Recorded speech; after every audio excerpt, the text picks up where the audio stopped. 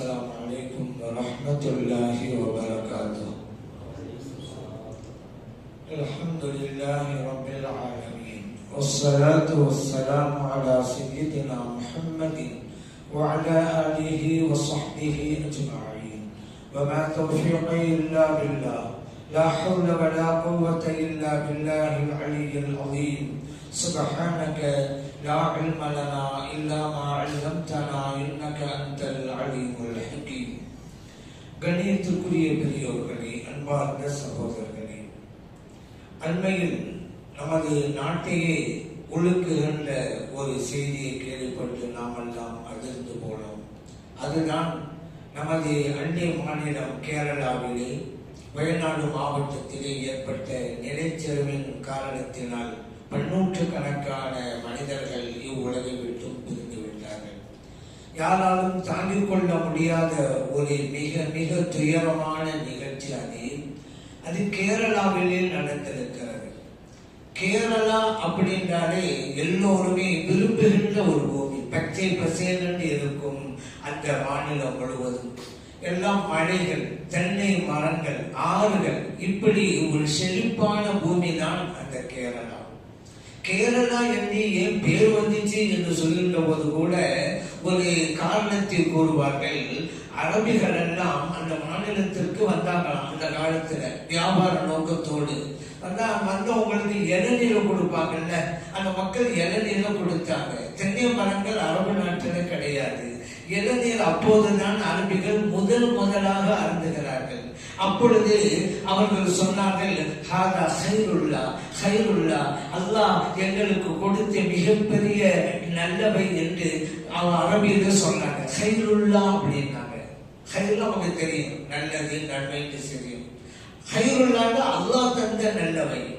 இப்படி இவர்கள் சொன்னதால் ஹாதா ஹைருல்லா, ஹைருல்லா என்று சொன்னதுதான் கேரளா என்று மாறியது என்று கூட சொல்லுவார்கள். அதுபோல அந்த மாநிலத்திற்கு மலையாளம் என்று கூட சொல்லுவாங்கல்ல, அந்த மொழிக்கு கூட மலையாள மொழி, மலையாள மாநிலம். ஏன் அப்படி ஒரு பேர் வந்துச்சு? அந்த மாநிலம் முழுவதும் மலையாகத்தான் இருக்கும். மலை மேடாக இருக்கும், கீழே பள்ளமாக இருக்கும். ஆக மலை பள்ளம். இந்த பள்ளத்துக்கு ஆழம் என்று சொல்லுவாங்க. உயரமும் தாழ்வும் உள்ள பகுதிங்கிறதுனால மலை ஆழம், மலை ஆழம், மலையாளம் என்று வந்தது என்று சொல்லுவாங்க. அரபி மொழியில இன்னொரு விளக்கத்தை கொடுப்பாங்க. மலையாளம் என்றால் மல அல் ஆழம். மல என்றால் நிரப்பியவர்கள், ஆழம் அகிலம், உலகம். அகிலம் உலகத்தையுமே நிரப்பியவர்கள் என்கின்ற பெயரும் அவர்களுக்கு உண்டு. உண்மையும் அதுதான். நீங்க இந்தியாவில் எந்த மாநிலத்துக்கும் போங்க, அந்த மாநிலத்தில் உள்ள முக்கியமான ஊர்கள் ஒரு டீ கடை இருக்கும். அது கேரளாவில் நடத்திட்டு இருப்பாரு. உலகத்தில் பல்வேறு நாடுகளிலேயும் இவர்கள் இருப்பார்கள். இவர்கள் இல்லாத ஒரு நாடே இருக்காது. சக்கரமண்டலத்துக்கு போனா அங்கே இருப்பான்னு கூட சொல்லுவாங்க. அது ஒரு கேள்விக்காக சொல்லுவாங்க. அந்த அளவிற்கு இந்த அகிலத்தையே நிரப்பியவர்கள் மல அல் ஆழம். அதனால்தான் மலையாளம் என்று சொல்பவர்களும் இருக்கிறார்கள். இப்படிப்பட்ட பல்வேறு சிறப்புகள் அந்த மாநிலத்திற்கு உண்டு. அந்த மாநிலத்தில் தான் மிக துயரமான இந்த நிகழ்வும் நடந்திருக்கிறது. அதுவும் அதிகாலை நேரத்திலே நடந்திருக்கிறது. தூங்க போனாங்க, வெளிக்காமலேயே இவ்வுலகத்தை விட்டும் சென்று விட்டார்கள். அதிகாலை நேரத்தில் ஏற்பட்ட அந்த நிலச்சரிவு தான் காரணம். நிலச்சரிவு ஏன் ஏற்படுது அப்படின்னு சொன்னா, இந்த பூமியில் இருக்கக்கூடிய, பூமிக்குள் இருக்கக்கூடிய பாறைகள் நகர்வதுதான் நிலச்சரிவு என்கின்ற விளக்கத்தை கொடுக்கிறார்கள். அதே போல பூமி கெட்டு தன்மையோடு இருந்தால் நிலச்சரிவு ஏற்படாது. அதே நேரத்தில் இலகுவான தன்மை ஏற்படுகின்ற போது அந்த நிலச்சரிவு ஏற்படுகிறது என்று ஆய்வாளர்கள் சொல்லுகிறார்கள். இது வெளிப்படையின் காரணத்திலேதான். ஆனால் யதார்த்தத்திலே இரவுடைய நாட்டத்தின் பிரகாரம் தான் நடக்கிறது. மழை அதிகமா பெய்கின்ற போது பூமிக்குள்ளே நீர் வளம் அதிகமாகிறது. இப்போது நம்முடைய சென்னையில் எல்லாம் மழை பெய்து பூமிக்குள்ளே நீர்வளம் பெருகினால் நமக்கு நல்லதுதான். நிலத்தடி நீர் இருந்தால் தான் தண்ணீர் பஞ்சம் வராது, நமக்கு நல்லது, சரிதான். ஆனா அங்கே மழைகள் தானே, மழை பெய்து உள்ளே சென்று விடுவதால் அங்கு நிலத்தடி நீர் அதிகம் வந்து உள்ளதனால அதனாலும் நிலச்சரிவு ஏற்படுகிறது, மலைப்பகுதி இருப்பதனால. இதுவெல்லாம் வெளிப்படையிலே சொல்கின்ற காரணங்கள் யதார்த்தத்தில் இறைவன் நாடுகிறான், நடக்கிறது. அதுதான் உண்மை. அவன் நாடாம எதுவும் நடக்கிறதே கிடையாது. வெளிப்படையில ஒரு காரணம் வேணும் அல்லவா? ஒருவர் இறப்பதற்கு ஒரு காரணம் வேணும். ஏன் மொத்த போயிட்டாரு ஹார்ட் அட்டாக், அதனாலதான் வயிற்று போக்கு, வயிற்று வலி, ஆக்சிடென்ட், இப்படி ஏதோ ஒரு காரணத்தை நம்ம பேசினால்தான் அது சரியாம இருக்கும். காரணம் இல்லைன்னு வச்சுக்கிறங்க. ஒரு ஆளுக்கு நேரம் வந்துச்சு, அல்லா உடனே இஸ்ராயல் நண்பர் ரூஹ கைப்பற்றிடுவாங்க அப்படின்னு சொல்லி அந்த மாதிரி நடக்க ஆரம்பிச்சுட்டா எல்லாருமே அல்லாஹ்வை திட்டுவாங்க. எல்லாருக்கும் கண்ணு இல்ல, இறக்கம் இல்ல, சின்ன பிள்ளை கொண்டு போயிருக்காரு, பச்சை இப்படி ஏதாவது அல்லாஹ் தாலாவை பேசிக்கிட்டே இருப்பாங்க. அவன் இறக்கம் இல்ல, அல்லாவுக்கு அவன் இறக்கம் இல்லாதவன் என்றெல்லாம் சொல்லுவாங்க. காரணம்ங்கிறதுனால காரணத்தின் அடிப்படையிலே மக்கள் பேசிக் கொண்டிருக்கிறார்கள். இந்த உலகமே காரண உலகம் தான், ஆழமுள் அஸ்பாப். அதனாலதான் அல்லாஹ் ரிஸ்க தந்தாலும் கூட நீங்க சம்பாதிக்க சொல்றாங்க ஆழமுள் அஸ்பாப். நம்முடைய வியாதியை நீக்குவது இறைவன் தான் என்றிருந்தால் கூட டாக்டர்கிட்ட போங்க, மருந்து சாப்பிடுங்க என்று ஏன் நம்ம மார்க்கம் சொல்லுது? இது ஆழமுள் அஸ்பாப், காரண உலகம். அதனால காரணத்தை வச்சு செய்யணும். அல்லாஹ் ரிஸ்க தரலாங்கிறதுனால வீட்டிலேயே ஒரு ஆள் உடங்கி கிடக்க கூடாது. காரணத்தை புரியாதவர், மார்க்கத்தின் அடிப்படை தன்மையை புரியாதவன் தான் அர்த்தம். அதன் அடிப்படையிலே இறைவனுடைய நாட்ட பிரகாரம் நடந்திருக்கிறது என்பதுதான் உண்மை. காரணங்கள் தான் நிலச்சரிவு, வெள்ளப்பெருக்கு, பூகம்பம் என்றெல்லாம் நாம் சொல்லிக் கொண்டிருக்கிறோம். அந்த மக்கள் இரவில் தூங்க போகும் பொழுது இப்படி ஒரு காரியம் நமக்கு நடக்க போகிறது என்று நினைத்திருக்கவே மாட்டார்கள். தூங்கத்தான் சென்றார்கள், விழிக்கவில்லை, இவ்வளவு விட்டும் சென்று விட்டார்கள். ஆனால் தூங்க போகும் பொழுது எப்படியெல்லாம் எண்ணம் கொண்டிருப்பார்கள்? காலை எழுந்தவுடன் அதை செய்ய வேண்டும், இதை செய்ய வேண்டும், அவர்களை சந்திக்க வேண்டும் என்றெல்லாம் திட்டம் போட்டுக் கொண்டுதான் படுக்க போயிருப்பார்கள். அந்த திட்டம் இப்போது என்ன ஆனது? அவர்கள் எத்தனையோ கனவுகளோடு தான் உறங்க போயிருப்பார்கள். உறக்கத்திலே காணுகின்ற கனவு வேற, இவர்கள் மனக்கோட்டை கண்டிருப்பார்கள். அந்த கனவுகளோடு தான் அவர்கள் உறங்கவே போயிருப்பார்கள், விழிக்கவே இல்லை, இவ்வுலகை விட்டும் சென்று விட்டார்கள். இதுதாங்க வாழ்க்கை. அடுத்த நொடி என்ன நடக்க போகிறது என்று நமக்கு தெரியாது. இந்த நிலையிலே இருக்கிற நாம் தான் நான் பெரியவன், நீ சிறியவன் என்றெல்லாம் போட்டி போட்டுக் கொண்டிருக்கிறோம். இப்படியெல்லாம் பொறாமைப்பட்டுக் கொண்டிருக்கிறோம். அடுத்த நொடி என்ன நடக்க போகிறது என்று அறியாத நிலையிலே இருந்து கொண்டு நாம் அது வேண்டும், இது வேண்டும் என்றெல்லாம் பேராசை பிடித்துக் கொண்டிருக்கிறோமே. அல்ஹாக்கும் தகாசுரு ஹத்தா ஜுருத்துமுல் மகாபிர். இன்னும் வேண்டும், இன்னும் வேண்டும் என்கின்ற ஆசை, இல்லை இல்லை, பேராசை உங்களை வீணடித்து விட்டது என்று இறைவன் சொல்லி காட்டுகிறான். இந்த உலக வாழ்க்கை என்னங்கிறது தெரிஞ்சு போச்சுல. அதனால நாம் எப்படி இருந்தாலும் ஒரு டைம் இருக்குங்க. அந்த டைம் வந்துட்டா இது ஒண்ணும் கிடையாது. அந்த எண்ணத்திலே தான் வாழ்ந்து கொண்டே இருக்க வேண்டும். வலிகுல்லி உம்மத்தின் அஜல். அல்லாஹ் குர்ஆன்ல சொல்றான், ஒவ்வொருவருக்கும் ஒரு தவணை காலம் உண்டு. அந்த தவணை காலம் வந்து விட்டால் கொஞ்ச நேரம் கூட பிந்த மாட்டார்கள், முந்தவும் மாட்டார்கள். அப்படித்தான் நம்முடைய வாழ்க்கை இருந்துகிட்டு. இன்னைக்கு பார்க்கிறேன், இன்னைக்கு கட்டிய மனைவி எங்கே, பெற்ற பிள்ளை எங்கே, சேமித்து வைத்த பணம் எங்கே, காசு எங்கே, எல்லாம் ஒரு நொடி பொழுதுல போச்சாங்க. அந்த வீடுகளில் மக்கள் இல்லை. சில வீடுகளில், சில இடங்களில் வீடுகளும் இடிந்து போய்விட்டது, அது வேறு விஷயம். சில வீடுகள் உண்டு, வீட்டுக்குள்ளே போட்டோக்கள் தொங்கிக் கொண்டிருக்கின்றன. அந்த போட்டோவோட அந்த குடும்பத்து உறுப்பினர்கள் எல்லாம் இருக்கிறார்கள். சந்தோஷமாக மகிழ்ச்சியோடு எடுத்த படம். போட்டோவிலே சந்தோஷமாக இருக்கிறார்கள், ஆனால் நிஜத்திலே அவர்கள் உலகை விட்டும் சென்று விட்டார்கள். போட்டோவிலே இருக்கிறார்கள், உலகத்திலே இல்லை. இதுதான் வாழ்க்கை. இப்படிப்பட்ட வாழ்க்கையில் தான் நாம் சென்று கொண்டிருக்கிறோம். இந்த உலகத்தில் நிரந்தரமாக இருக்க போகிறோம் என்கின்ற எண்ணத்திலே நினைத்துக் கொண்டிருக்கிறோம். அந்த எண்ணம் எல்லாம் அடித்து நொறுக்கப்பட வேண்டும் என்கின்ற பாடத்தை இந்த வயநாடு நிகழ்வு நமக்கு தந்து கொண்டிருக்கிறது என்பதை நாம் மறந்துவிடக் கூடாது. இந்த உலகத்தில் இறைவன் தந்த ஞாபகத்தை நாம் பயன்படுத்திக் கொண்டிருக்கிறோம் அல்லவா? அந்த ஞாபகத்து அளவோடு இருக்க வேண்டும். அது ஞாபகத்தாக இருக்கும். அந்த ஞாபகம் அளவுக்கு அதிகமாகிவிட்டால் நிகமத்தாக மாறிவிடும். அரபியில ஞாபகத்து அரபிதான், நிகமத்து அரபிதான். ஞாபகத்து என்றால் அருள் வளம், நிகமத்து என்றால் இறை தண்டனை. அப்படியா இருக்கும். நியமத் அளவோடு இருந்தா நமக்கு சரிதான், அதை பயன்படுத்திக்கலாம், பிரயோஜனம் இருக்கு. அளவுக்கு அதிகமாயிட்டா அதுவே தண்டனையாக மாறிவிடும். உதாரணத்துக்கு காற்று என்று எடுத்து வைத்துக் கொண்டால், இந்த உலகத்தில் வாழ்வதற்கு நாம் மூச்சு விட வேண்டும். மூச்சு விடுவதற்கு காற்று தேவை. காற்று இருந்தால் தான் நாம் வாழ முடியும். காற்று இப்பொழுது நியமத். அதே காற்று அதிகமாகிவிட்டால் அது புயல் காற்று, எல்லாவற்றையும் அழித்து விடும். தோட்டம், துறவுகள், வயல் எல்லாவற்றையும் அழித்து போட்டுவிடும். அளவோடு இருந்தால் நல்லது, அளவுக்கு மிஞ்சினால் ஆபத்து. இறைவன் அப்படித்தான் அமைத்து வைத்திருக்கிறான். நெருப்பு இறைவன் தந்த நியமத்.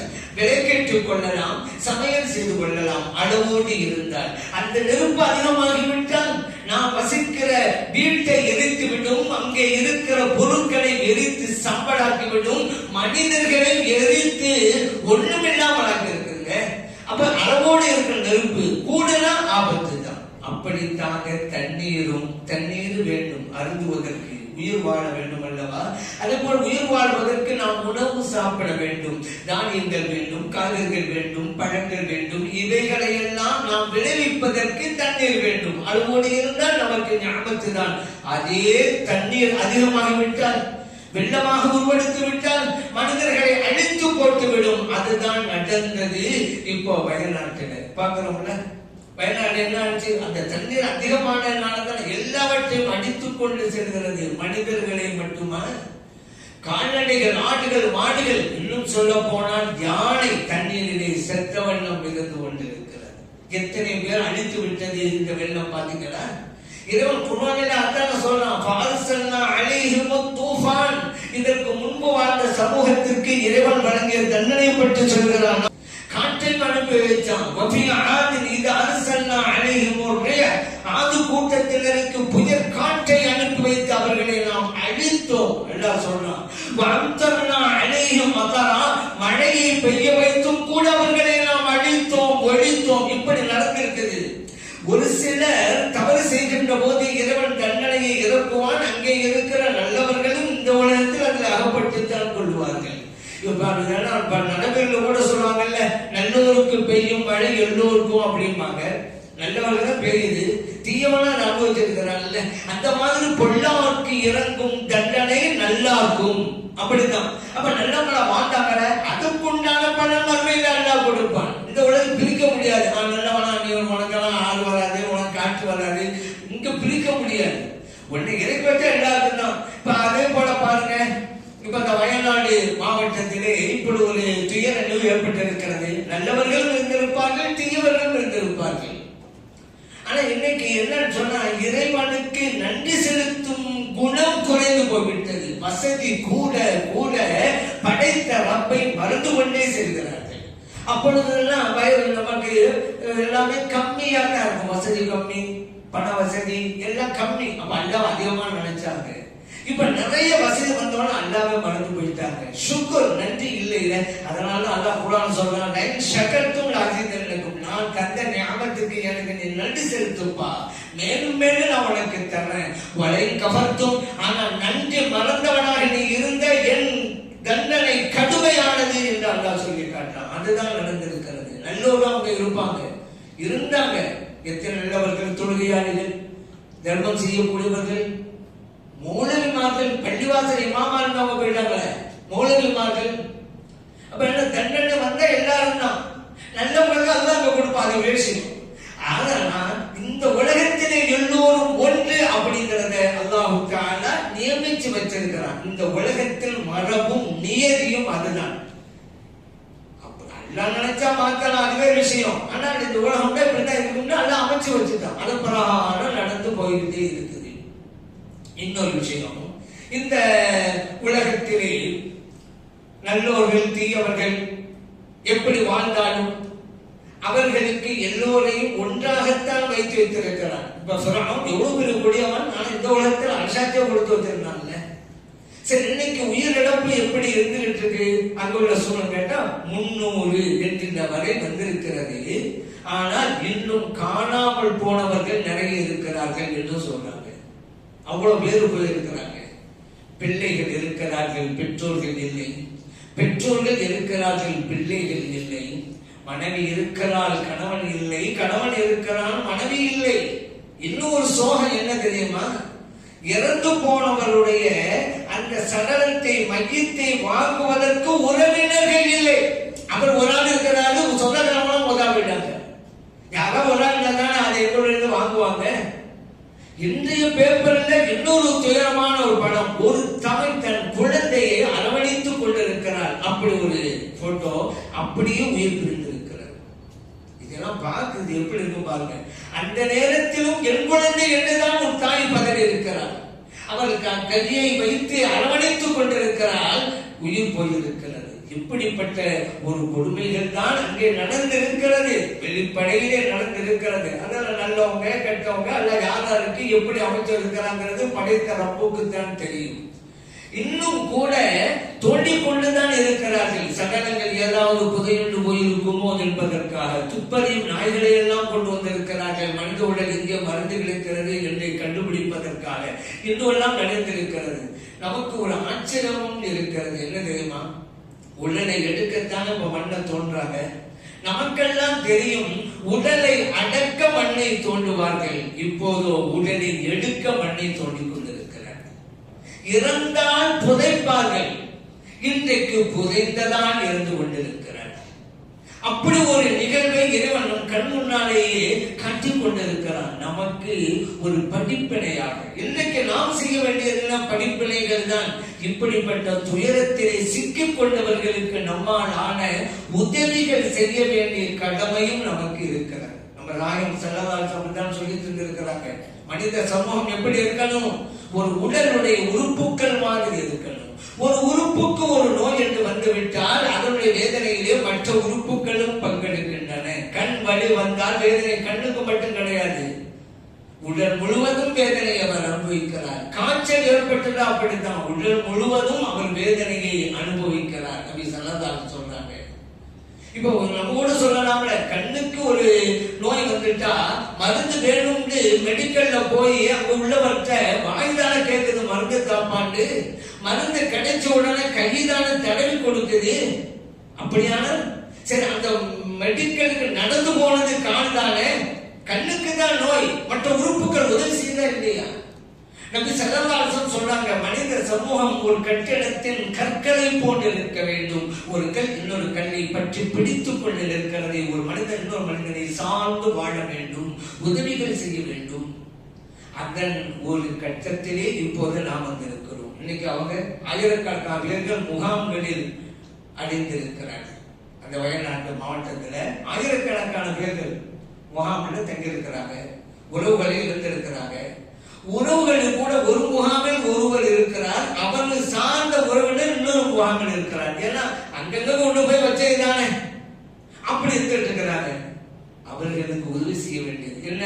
உணவு, உடை, மருத்துவ வசதி தானே இப்போதைக்கு அவங்களுக்கு தேவை. ஆனா அங்க இருக்கிறாங்கல்ல சில பேரு, அவர்கள் இந்த நிகழ்வுக்கு முன்னாலே பல பேருக்கு உணவளிக்க முடியும். அந்த நிலையில் இருந்தவர்கள் இன்றைக்கு நமக்கு உணவு வேண்டும் என்ற தேவையிலே இருக்கிறார்கள். இதுதான் இறைவன். எப்படி மாத்தினா பாத்தீங்களா? எவ்வளவு சிறந்தர்கள், எவ்வளவு பேருக்கு உணவு கொடுக்க முடியும். அவங்கள இன்னைக்கு நமக்கு உணவு வேணும் அப்படின்னு முகாமில் இருக்கிறாங்க. நபி ஸல்லல்லாஹு அலைஹி வஸல்லம் சொன்னாங்க, அடுத்தவருடைய சிரமத்தை நீ அகற்றினால் உன் சிரமத்தை அல்லாஹ் அகற்றுவான். நபி ஸல்லல்லாஹு அலைஹி வஸல்லம் அவர்கள் கொடுத்த வாக்குறுதி. இன்றைக்கு அவட நிலையில இருக்கின்ற அந்த மக்களுக்கு நாம் உதவி செய்தால், அந்த கஷ்டத்தை நீக்கிறது நாம் துணை புரிந்தால், நமது கஷ்டத்தை நிச்சயம் அல்லாஹ் நீக்குவான். என் ஸல்லல்லாஹு அலைஹி வஸல்லம் அவர்கள் கொடுத்த வாக்குறுதி அது.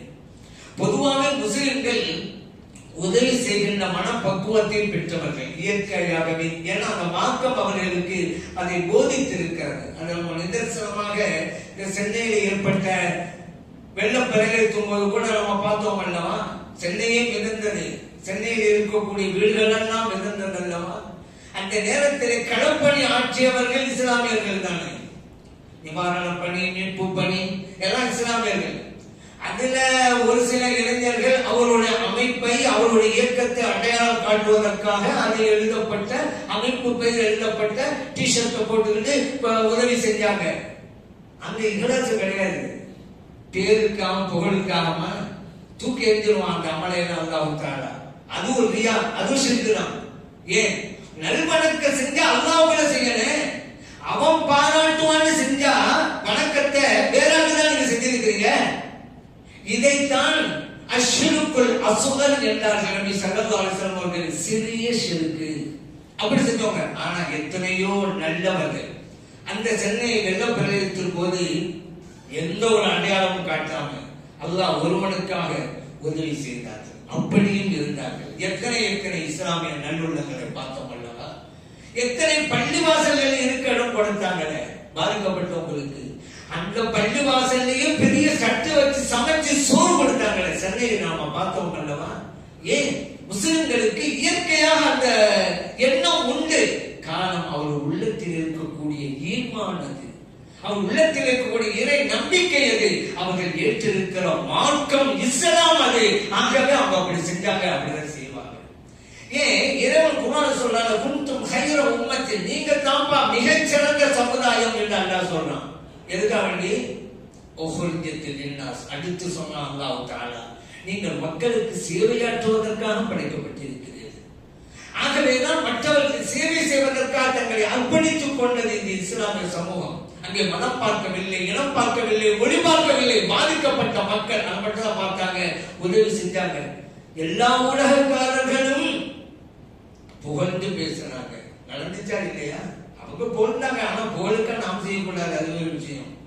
அது மட்டுமல்ல, இந்த குர்ஆனிலே இறைவன் இன்னொரு வாசகத்தையும் சொல்கிறான், இன்னல்லாஹ யுஹிப்புல் முஹ்சினீன். மற்றவருக்கு உதவி செய்யக்கூடியவர்களை அல்லாஹ் நேசிக்கிறான். அல்லாஹ்வின் நேசம் எனக்கு வேண்டும் என்கின்ற திட்டமும் நாட்டமும் மிக்கவர்கள் தான் இந்த முஸ்லிம்கள். ஆகவேதான் இந்த நல்ல காரியத்தை செய்தார்கள். அதே நிலை இன்றைக்கு நமக்கு ஏற்பட்டிருக்கிறது. உதவி செய்ய வேண்டும், மற்றவர்களுக்கு துணை புரிய வேண்டும் என்ற நிலை. இதை நாம் பயன்படுத்திக் கொள்ள வேண்டும். ஆகவே ஜமாஅத்துல் உலமா, மாநில ஜமாஅத்துல் உலமா சபை ஒரு அறிவிப்பு செய்திருக்கிறது. அந்தந்த மஹல்லாவுல வெள்ளிக்கிழமையில அறிவிப்பு செஞ்சு அந்த நிதியை திரட்டி கொண்டு வந்து எங்கள்கிட்ட ஒப்படைங்க. தமிழக ஜமாஅத்துல் உலமா சபை சார்பாக ஒரு பெரிய நிதியை அவர்களிடம் நாம் ஒப்படைப்போம் என்று அறிவிப்பு செய்திருக்கிறார்கள். இன்றைய தினம் உங்களிடமிருந்து இந்த உதவியை பெறுவதற்காக நம்ம பள்ளிவாசலுடைய நிர்வாகத்தினர்கள் வெளி வளாகத்தில் இருப்பாங்க. உங்களால் முடிந்த அளவிற்கு, எப்போதும் மற்றவர்களுக்கு கொடுக்கிற மாதிரி கிடையாது, எவ்வளவு இருக்குதோ அவ்வளவு. சரி, கொண்டு வரலையா நிர்வாகத்தை சொல்லிட்டு போகலாம், நான் உங்களுக்கு பிறகு தர்றேன், சாயங்காலம் நாளைக்கு, எல்லாத்தையும் ஒன்று திரண்டு ஒப்படைப்பாங்க. அதனால இந்த ஒரு நல்ல ஒரு தருணத்தை பயன்படுத்திக் கொள்வோம். அந்த மக்களுக்காக, துன்பப்படுகிற அந்த மக்களுக்காக இறைவனிடம் நாம் துஆவும் செய்வோம். எல்லாம் அல்ல இறைவன் நல்ல ஒரு சூழ்நிலையை அந்த மக்களுக்கு கொடுத்தருவானாக. ஆமீன். அல்ஹம்துலில்லாஹி ரப்பில் ஆலமீன். Ya Rasulullah, Ya Rasulullah, Ya Habiballah, Ya Habiballah.